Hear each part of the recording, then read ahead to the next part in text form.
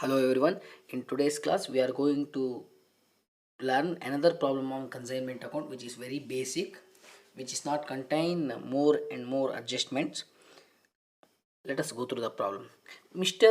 A of Bombay consigned goods of 200 pence of 100 each to Mr. B of Bangalore. So here, first of all, we have to know who is consigner and who is consignee. So Mr. A of Bombay consigned goods of 200 pence to pence of 100 each to Mr. B. That means A is the consigner, owner, and B is the consignee who is staying in Bangalore. He is the agent, which he made the expenses while sending these 200 pence. A made expenses of like carriage 100 rupees, insurance 200 rupees, parcel charges 300 rupees. Total 600 rupees ಅನ್ನು ಯಾರು incur ಮಾಡಿದ್ದಾರೆ mister A. B received goods by spending 300 towards unloading charges. ಅಂದರೆ B while receiving goods unloading charges ಅಂತ ಹೇಳಿ 200 spend ಮಾಡ್ತಾನೆ. It's just a problem.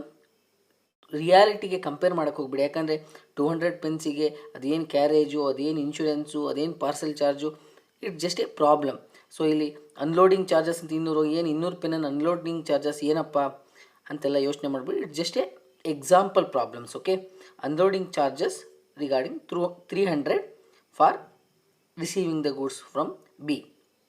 Okay, and he sold 200 pens. All pens he is going to sold for 150 each, and he is entitled to get 10% commission on sales. Prepare consignment account and goods sent on consignment account. ಎರಡು ಅಕೌಂಟನ್ನು ಮಾಡೋಕ್ಕೆ ಕೇಳಿದ್ದಾರೆ.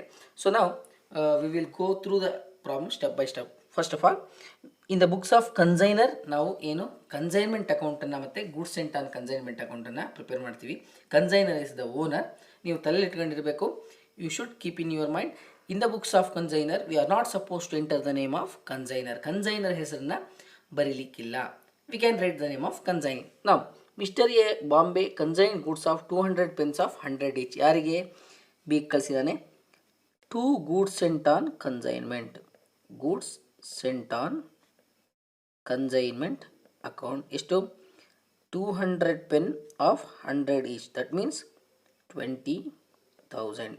Just 200 multiplied by 100. Clear? ಇಷ್ಟು goods send ಮಾಡ್ಬೇಕಾದ್ರೆ ಏನೆಲ್ಲ expenses ಮಾಡ್ಯಾರೆ? So whatever the expenses made by the consignor it should be transfer to bank account. So ಏನೆಲ್ಲ ಮಾಡಿದಾರಪ್ಪ? Carriage plus insurance plus parcel charges ಇಷ್ಟು ಮಾಡಿದಾರಲ್ವ. ಎಷ್ಟಾಗತ್ತೆ? 100 plus 200 plus 300. That means total 600 ಆಗುತ್ತೆ. Right? That is 600. So and he sent the goods. For sending he made expenses. ಯಾರು? A expenses ಮಾಡ್ಯಾನೆ. ಈಗ we are talking about receiving of goods. B received goods by spending 300 towards unloading charges. ಯಾರು unloading charges spend ಮಾಡಿದ 300? B is the consignee. ಅವ್ನು receive ಮಾಡ್ತಾನೆ. We can write the name of consignee. So to B's account ಎಷ್ಟು? 300. That is unloading charges. Clear? He received 300 and goods receive ಆದಮೇಲೆ ಸುಮ್ಮನೆ ಕೂರ್ತಾನ ಇಲ್ಲ. He start selling. He sold 200 pens of 150 each. ಯಾರು sale ಮಾಡಿದ್ದು? Sales should be credited, income should be credited ಅಲ್ವಾ? By B sale ಮಾಡಿದ್ದಲ್ವ consignee. B's account ಎಷ್ಟು? 200 pens into 150 ಎಷ್ಟಾಗತ್ತೆ? 15 2 30. 1 2 3 3 ರೈಟ್? 30,000. ಸುಮ್ಮನೆ ಅವ್ನು ಸೇಲ್ ಮಾಡ್ತಾನ? He is entitle to get commission. ಎಷ್ಟು? 10%. ಯಾರಿಗೆ ಕೊಡಬೇಕು? ಬಿಗೆ. ಟು ಬೀಸ್ ಅಕೌಂಟ್ ಎಷ್ಟು ಕಮಿಷನ್? 30,000 ಮೇಲೆ, ಸೇಲ್ಸ್ ಮೇಲೆ ಕೊಡುವಂಥದ್ದು ಕಮಿಷನ್ ಯಾವಾಗಲೂ 10%. That is 3,000. Clear? Next prepare consignment account. ಇಷ್ಟೇ ಎಂಟ್ರಿ, ಇನ್ಯಾವುದು ನಾವು ಬಿಟ್ಟಿಲ್ಲ ಅಲ್ವಾ? ಸೊ ನಾವು ಜಸ್ಟ್ ಟೋಟಲ್ ಇಟ್. ಈ ಕಡೆ ಸೈಡ್ ಜಾಸ್ತಿ ಇದೆ. 30,000 just deduct 30,000 from all debit balance, that is 20,000 plus 600 plus 300 plus 3,000 23,900 ಆಗುತ್ತೆ ಲೆಸ್ 30,000 ಮಾಡಿದಾಗ 6,100 is the balance. This is nothing but profit on consignment. Profit on consignment. We can call it as profit on consignment. Clear? This is about the preparation of consignment account. ಇನ್ನೊಂದು account ಕೇಳಿರೋದಲ್ವಾ, ಯಾವ್ದು ಹೇಳಿ? Goods sent on consignment account. It's very simple. You just go through the consignment account.